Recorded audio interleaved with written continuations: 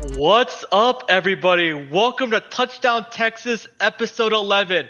We're coming off a Horns dominant win against the Florida Gators, 49 to 17. It was a beatdown at DKR in Austin. Me and Nick were at the game. We had a great time experiencing the whole game day atmosphere. But what an overall great weekend it was. And how are you feeling, Nick? Man, What a great day. yeah, man, it was great. It was awesome. The family came, met up with Shivan's family at the game. Weather was great. Great atmosphere. It was fun being there. Hadn't been there in a long time, and it felt good to get a big win over Florida. So that was awesome. It was a great experience this weekend. It definitely was. So be sure before we get into the reaction to the show, be sure to follow us at touchdown_Texas on our social media channels, YouTube, Facebook, Instagram, and TikTok. And be sure to follow us and subscribe to our YouTube channel and leave a like and leave your comments in the comment section. Last week we did a little quarterback rankings in the bye week, but now we're going to be actually talking about some Longhorns football today. So before we get it started, like we said, we were at the game. Nick, describe the overall atmosphere and the excitement of the Texas fans pregame, during the game, and postgame from I what mean, you they were ready. experienced. They were ready to go the whole game. So I mean, luckily for us, Texas was playing at a high level, but we went a little bit early to tailgate a little bit, and there was some Texas fans, of course, everywhere. You saw Florida fans, scattered throughout. They did travel, decently well from that far. But yeah, packed out. The pregame festivities were really cool. They had helicopters that flew over the stadium before the game and everything. It was awesome. Crowd was electric throughout the entire game, even to the fourth quarter. So great experience for sure. It definitely was. And just going early at Bevo Boulevard, they make it like a fair style. So like everybody gets to enjoy. There's games, there's carnival games, there's concerts, so the whole family can enjoy. You get to see the energy because Texas hasn't been back at DKR for a couple of weeks since that Georgia game. So you can Yeah. tell everybody wanted to cheer the Longhorns on and get them a win at home, which is always a great feeling. And I was at a couple of tailgates as well, and they were just ready to play. And they're like, let's beat the Florida Gators because they could see the light at the end of the tunnel. We're only 4 games, left of the regular season, and the Texas Longhorns are right there in contention with the SEC. So it was definitely, an exciting time. But let's talk about the game. And throughout this episode, we're also going to be showing some fan reaction pregame. But let's chop it up about the game first. Quinn Ewers, Nick.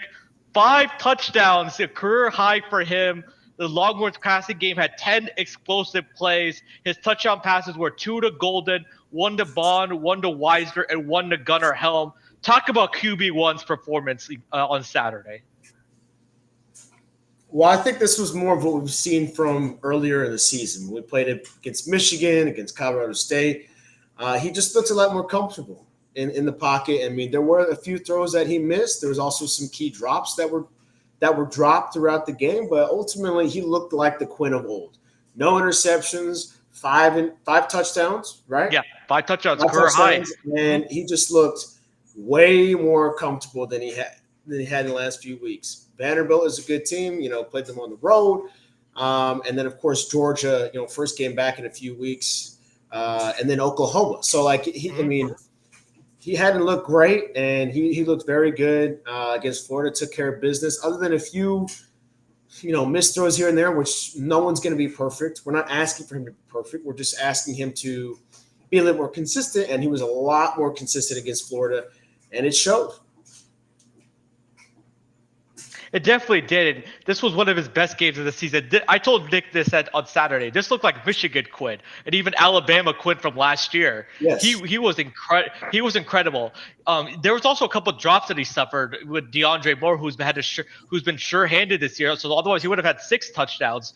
But I love the way that he was decisive with his throws. They did a great job of getting into rhythm, of getting into tempo on offense. He made great decisions with the ball. He threw it to the right spots. He threw catchable passes where his receivers could turn and get yards down the field. And Florida's defense didn't put much pressure on him, but his overall pocket presence was really strong. He was climbing into the pocket. He was shifting left and right when he needed to. He was setting his protections. He was getting us in and out of play calls. So Quinn had overall really good command of the offense, and it really showed because I love that they went back to the intermediate route because against Vanderbilt, we saw a lot of passes near the line of scrimmage, and Vanderbilt was sniffing them out. Well, they did a mixture of both. They had did intermediate passes, which Quinn is really money on. They also threw the ball deep more than I thought they did against Vanderbilt and Georgia, and you like Yeah. to see it, and you can see Quinn is getting more comfortable. He's getting more 100% healthy, and this is the Quinn that we saw earlier this season. Definitely. I mean, he definitely looked more comfortable. Like I said, there are always going to be drops. There's always going to be missed throws. Any quarterback, even Brady, he's going to have missed throws or missed catches and stuff like that. So you're not expecting him to be like, 12 for 12 or whatever. But I thought they were aggressive, but not too aggressive. I thought the offensive line played very, very good. Not many penalties. Oh, yeah. Very, very good. I mean, they had a few here and there. But again, you're not expecting a perfect game from your offensive line. From anybody, you're just trying to limit those mistakes, limit the turnovers, limit the bad plays, limit the bad play calling, and that was all there. Tap that off with being consistent, being aggressive, and that's when you come out with the big victory. Florida was completely overmatched. We completely showed that. Yes, of course, they didn't have DJ Lagway, which is a huge component to that, but I think we still put up a similar score to that just because how aggressive and desperate we looked, just like we did against Michigan. We looked desperate. We played desperate because we were. We are. You have to act that way, even though we're third in the SEC and we have a great chance to be in the SEC championship game, especially with Georgia losing. You still have to be that way because I think we got a little too big and thought we had it all and we were just going to waltz in and beat Georgia, and we didn't. And you just see what happened. You just saw what happened to Georgia this weekend. They thought they were going to walk into Mississippi and beat Ole Miss, and they didn't, and that's going to cost them. So I think if we have this mindset going forward, based on who we play going into the future, I think we should be okay. Definitely, and to that, Quinn did a great job of really keeping tunnel focus and not letting the doubters get in his head, because after the Georgia game, there was a lot of QT fans that were questioning Quinn, even Vanderbilt. Yeah, sure. Me and Nick thought he played well against Vanderbilt, but some Texas fans were still like, no, that's not enough. Well, there's nothing to really complain about from yesterday. So you just want to see week by week, you're getting better, getting to another level. He looked like a third-year starting quarterback who's been in Sark's system for a while. He looked comfortable with the offense, knew the play call, where to go with the ball, and he was reading the defense and reading the field really well. Yes, he forced a couple of throws, but that's any quarterback. Quinn has a strong arm, and he's going to trust this strong arm as he should. Exactly. So great performance by Quinn. Let's talk about the overall offense, though. What a day for the offense. 35 points they scored at halftime. They were up 35-0. They had 562 total yards, 352 through the air, 23 of 33 passing, the highest yardage output of the season. Talk about the overall Texas offense, Nick. I mean, everyone was getting a share of the ball, which was great to see. I thought Isaiah Bond had a nice game. Matthew Golden had some key pickups. Scoring twice. Silas Bolden, I think had a good day. Trey Weiser had a good day. So there was a lot of guys touching the ball. Jaden Blue, even saw Arch Manning come to the game in the second half. Looked good, so I thought everybody looked good. I think it was more of a consistent performance overall. Over the last few weeks, we've seen guys who went off. Isaiah Bond's been out a little bit because of injury. He missed a couple weeks ago against Vanderbilt. So, everyone was back. Everyone was contributing, either blocking, catching the ball for Quinn. If you're a receiver, blocking for another receiver. It was really all hands on deck, and that's what you need if you're going to make a push to win the SEC or – like we have bigger hopes to win the national championship. You just have to do that every day, every week, especially game day. So they definitely did that. It was a great performance for everybody on the offensive side of the ball. It really was. And before I get to my offensive reaction, I want to play some fan videos that I captured earlier before the game. So let's see what some UT fans on Bevo Boulevard had their pregame reactions before this game against Florida. Texas Longhorns gonna win today. Hook 'em, Horn, hook 'em. We are the best. We got them beat. All we need is Sarkisian to turn you and loose on the ball deep to number 7, Bond. Bond is the key today. Bond and Blue. They the key today. Let them make it. Let them do what they do.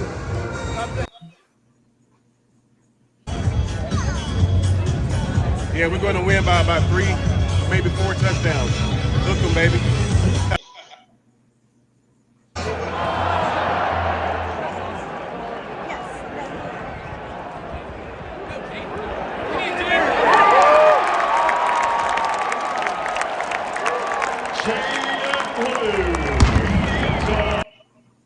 So those fans were super confident before the game, and it showed on the field. That other gentleman said Texas is going to win by 3 to 4 touchdowns. Well, they definitely did. They won by 32 points, and he predicted big day for Bond and Jaden Blue. So I had to show that Jaden Blue touchdown that I captured in my seat. But so let's get back to the offensive performance. The offense was clicking on all cylinders. They did a great job of incorporating, like I said, the intermediate passing game more, and they were really dominant throughout the game. I also like they took some deep shots because made Florida respect the deep game, and they caught some of those nice passes. They got some nice yak yards. But the first couple possessions, it started a little rough. On the first possession, we missed a field goal, a Burt Auburn field goal. And then in the second possession, it was 4th and 1 on our own 24-yard line. And who does Sark put in? He puts in Jared Gibson, the third-string true freshman running back. His nickname is Baby Rhino, and he gets us the first down. And then after that play, it was an end around to Bond for 44 yards and a Quinn Ewers pass to Matthew Golden for 29 yards to get us on the board 7-0. So from then, the offense really took over. Florida's defense, you could tell they were gassed because their offense wasn't doing anything. And Texas used the up-tempo game. They mixed up the run and pass, and they really put Florida's defense on their heels. Oh, absolutely. I mean, that first couple of drives were a little shaky. I thought the first drive was really good. They got all the way down the field. And then, Auburn just missed the field goal. And that's just going to happen. Again, you're not going to be perfect every single component of the game. Right. So he misses that field goal, but that was kind of remind me again of the Michigan game. We keep going back to that Michigan game, where we go down all the way length of the field. Auburn misses a field goal, but then from then on, we pretty much dominated the game.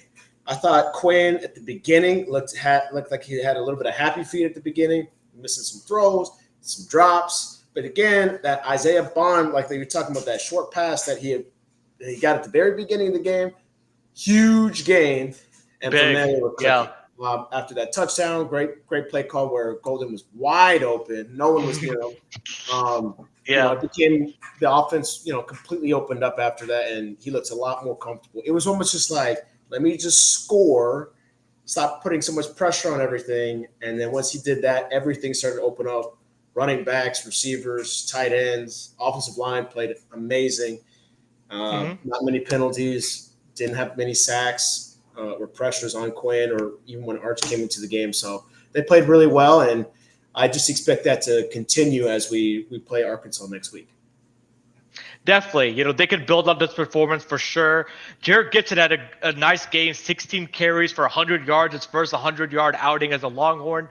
Jaden Blue had 3 receptions for 67 yards, so he played really well as well. So, and the offensive line was giving Quinn time. They were opening up running lanes for the running backs. Then they only had like 4 offensive penalties, 7 penalties total, but 4 of them were the offense, which is a much improvement. Like you said, you're not going to play a perfect game. But it wasn't those costly penalties where we get a first down like Vanderbilt like 3 times and then they have to move the ball back, So and a couple of those calls I didn't agree with all the time, but the SEC is going to call holding a little bit more tightly than the Big 12 does, so we just adjust. And you could tell that they played more disciplined. They were playing more as a cohesive group, and they played together as a team. And again, I'm not worried about DeAndre Moore because even though he did have 2 drops, he's had such a big year going forward, and he does so many of the little things such as blocking, getting open when he needs to. So DeAndre Moore is going to bounce back, but Matthew Golden having 2 touchdowns, he's always been Quinn's security blanket when they need a big play on a 3rd down or a big play when there's a large up down and distance. So Matthew Golden, it's good that we're getting him back involved, and it felt good to get Bond back because he missed the Georgia game and he missed the Vanderbilt game, because we're going to need peak Isaiah Bond the rest of this year because we have some tricky games coming up. Absolutely. I mean, going to have just like at the beginning of the season, or like if anybody, especially in this college football season where it seems very, very wide open. You have Georgia losing to Ole Miss. Now they have 2 conference losses, one to Vanderbilt, now to Ole Miss. And some projections now, and it's just a projection. There's still a lot of football to be played. Mm-hmm. A lot can happen. But right now, based on the playoff, they're on the outside. So they project. This is just a projection, but they have Texas right now as 2. Now, obviously, projected them to win the SEC. Oregon at number 1, but having Georgia lose put them all the way down to, I think they were like 13 or 14. Just looking in, because they're just projecting them not to make it at this point, which is crazy. It's just crazy. Like a few weeks ago when they killed us, they were the favorite and everything. It can change so fast. We just need to focus on Texas winning ball games, and that starts with a healthy team, getting everybody involved. Long, Golden, Bolden, the running backs, get everyone involved, the offensive line, and then we'll be right where we need to be. We definitely are, and Gunnar Helm's going to get more involved as the season continues to go on. He's been missing in action a little bit these few weeks, but we have so many weapons on offense. We have to share the wealth. Wingo will get back going. He'll make a big play here or there. We haven't heard from him either in the last couple of weeks. But he's only a true freshman, so definitely, there's a lot more to go. But let's move to the other side of the ball. Let's talk the Texas defense. Only holding Florida to 17 points. In my opinion, a lot of those points were in garbage time. But overall, how would you grade the Texas defense? It's got to be an A. Once again, a lot of that was garbage time. I think a couple of those scores were garbage time. I know early in the game, they would drive down. And then at one point, they went for it, didn't get it. Or they went for a field goal, didn't get it. So Florida was not converting when they really needed to, and a lot of that is because of the Texas defense. And again, as we've been saying for the last probably about a month now, at least the last few episodes, that's been a staple of the Texas team so far. If we can get the offense to click as much as the defense is clicking, has been all season, it's going to be scary for some teams. And of course, I think it's an A performance. A lot of that points was garbage time. We had our backups in, wasn't even a full team when they were scoring late. So really was a bigger score than it actually indicates. And we just need more of that every week, every play, every game. Definitely. And our defense is one of the best units in the country. Number 2 in scoring defense. They're like top 10 in a bunch of other categories. So they've been balling out. And like Sark said after the game, this is our first time we've had complementary football where the special teams played well, the defense played well, and the offense played well. And that's very encouraging. And that's something you need, especially now that we're going on the road and playing a tough Arkansas team. So that's a great sign. And the defense was amazing. Alfred Collins this year, he's been getting a lot of pressure on the quarterback, tackles for loss, hits, especially after Vernon Bowden. He had that targeting penalty on Pavia 2 weeks ago, so he missed the first half. So, and our Jermaine Lole has continued to get pushed up the middle. Our linebackers, Anthony Hill, had another 7-tackle game, couple tackles for loss. He was just flying all over the field. Jalen Gilbo had a sack on a zone pressure where he came on Aiden Warder, the Florida quarterback's backside.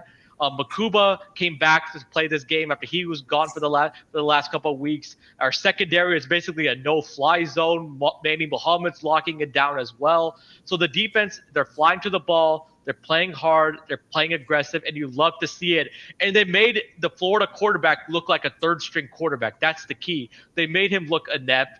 Florida couldn't even go to the running game because Texas completely shut that off. Anytime the Florida receivers caught the passes, they did a great job of tackling and not letting them get extra yards. There was no blown or missed assignments. They were communicating well. A+ for the defense, and shout out to the Texas defense for holding it down the last couple of weeks. And it was great to have the offense show up and help them out today. Definitely. We just got to put it together completely again when we play a team that isn't playing a third string quarterback or second string quarterback or a freshman or anything like that. When we play a legit full healthy team, or as healthy as you can be going into this season, because we saw even with the Carson Beck, who threw 3 interceptions against us, and I did say it was eventually going to catch up to him because he threw against Alabama, us, Florida, and then eventually catches up with him with Ole Miss. So we weren't able to capitalize in that game. Defense actually, you think the defense didn't play well because you just look at the 30 points. Wow, they lost 30-15, but it was way more than that. The offense didn't put them in good positions. The defense did as much as they can. And the offense just has to be there in those big games. If we play A&M in the SEC championship game, if we meet Georgia, Tennessee, LSU, any of those teams, I do feel comfortable going against, especially Georgia a second time. It's so hard in football to beat the same team twice in the same season, but it is. Yeah, definitely have to be on our A game if we're going to beat the top tier SEC teams and other teams in the country. We can't play like that, or we can't play subpar games against Oregon, Ohio State, and expect to win ball games. So, but we did on Saturday, and hopefully we continue that the rest of the season. For sure. And Trey Moore, 2 weeks in a row, he showed out. He had a deflection against Vanderbilt, and he had a fumble recovery. Well, he had another fumble recovery. He had his first sack of the season against Florida, and he had 2 tackles for loss. So if we get Trey Moore going, this is going to be a scary defense already, because our defensive line, I love the way I was keeping a real close eye on the defensive line, because they're so much fun to watch. The way that they can shut out blocks, their aggression, their motor, how hard they play, and it goes through the whole defense. Pete Kokowski, the defensive coordinator, has got that team playing really cohesively and got them buying into a system, because they throw a lot of confusing coverages, at Florida. Sometimes it looks like they're going to blitz. Instead they go to coverage. Sometimes it looks like they're going to coverage. They blitz from different angles that the quarterback is not able to see, and they do a great job of mixing up their coverages to really confuse the quarterback. One thing is, we haven't really played the highest quality quarterbacks. Nick, is it fair to say Pavia is probably the best quarterback that we played so far this year? I mean, consistently, probably yes. Carson Beck, no. I mean, he did enough to win, but I don't think they won because of him. I think they won in spite of him, really. Mm-hmm. I'm just rattling through my head real quickly. I would have to say, I think I would. Yeah, he would have to be. Van Buren, the Mississippi State quarterback, looked good, but he was just a true freshman. Then Taylon Green, he's the Arkansas quarterback. As we look ahead to the Arkansas Razorbacks, he looked good early in the season, but you could tell teams are starting to figure him out a little bit more. Yeah. The A&M quarterback has A&M quarterback situation's a little bit iffy. Are they going to go with Marcel Reed or Connor Whitman? Kentucky's quarterback used to be at Georgia, Brock Vandergriff. So I don't know if we're going to really play that high quality, of a quarterback. But hey, you play whoever's in front of you, and the defense will continue to dominate, and the offense is really starting to get to their level, which is really exciting to see as a Texas fan. Well, next week, Nick, we have to preview this game. The Texas Longhorns are going to play the Arkansas Razorbacks. It's going to be next Saturday morning at 12 p.m. Eastern time. Texas had a loss 3 years ago, 2021, where they got smoked against Arkansas. But again, this is a different team. That was Steve Sarkisian's first year. We had Hudson Card at the quarterback position. Quinn Ewers, we could say, is much better than him. So how are you feeling? What are the keys to the game in order to beat the Arkansas Razorbacks next Saturday? Well, I was just reminded of the score earlier, and it was ugly. We lost 40-21. I mean, they completely dismantled us. If you don't remember, Arkansas is a rival of Texas, so you have to be pissed about that already, and know how much they beat us badly before. Yeah, I feel pretty comfortable. I mean, the thing that makes me, I think, more comfortable, even though Arkansas has played well this season, in spurts, they haven't been as consistent as other teams in the SEC, but they are talented. They're a pretty young bunch. Is it the game was at 11? Yes. If the game was later, if the game was 7:30, 8 o'clock, even 6 o'clock, where the fans can, I mean, you're going to laugh, but drink all day, get rowdier and stuff, and get hyper, that the number 3 team is coming to the country, and they're not ranked. So this would be huge. This would be like their Super Bowl, a big game. And we kind of cut that off by being at a noon, 11 a.m. game. So I think their crowd is still going to be crazy. I don't care for Arkansas, but I have a lot of respect for their fans about how dedicated they are and how loud they get. And they make they make that environment really, really tough. But it's going to be during the day. The weather's going to be nice. I think we should play pretty well. And I expect a 3-touchdown win if everything goes right. 42-21. That might be more. 42. I'll go 42-21. I'll stick with that. 42-21. But if it was at night, if it was at 8 o'clock, I still think we win maybe not by much, but because their fans can be kind of crazy at night. Their fans can make a difference for sure. And so, yes, we did catch a break. Exactly right that it's an 11 a.m. game, but we still need to come focused, even though I'm feeling very confident in the Longhorns because Quinn Ewers and Steve Sarkisian have won the last 9 straight true road games. Yes, you heard that right, ladies and gentlemen. 9 straight road games. The last loss was in 2022, the infamous game against Oklahoma State where it was windy and we kept throwing it deep. That game was brutal to watch, but that was our last loss on the road. So this team knows the formula to win on the road for sure. Arkansas is a great team. Talon Green, he can make plays with his legs. He's not the greatest thrower, but he can get outside the pocket. He can beat you on the run. But as long as we have a spy on him, we can contain him, just like we did with Pavia. It's kind of going to be the same kind of game plan. Then I'm feeling good that we can take care of business. They also have a great running back. So that used to be a Texas commit, and it is from Duncanville, Texas. But he's a player that's a bruiser. But if we stop him and continue to, play against the run, I think we'll be very successful. They have a wide receiver, number 2, Armstrong. That's Talon Green's go-to guy and a good tight end. But this Arkansas offense has been up and down this year. Their defense has given up a lot of yards and plays, big explosive plays in their game. Against the Aggies, to Auburn. Even when they got blown out to LSU. So this defense is definitely gettable, but I'm feeling good, and I think I'm going to predict 49-28 Texas. So I'm also going with a 21-point win against the Razorbacks. Sounds great, man. It should be a good time. I think we'll come out on top, especially if we play right. We have some revenge to seek. They whooped us the last time that we played them.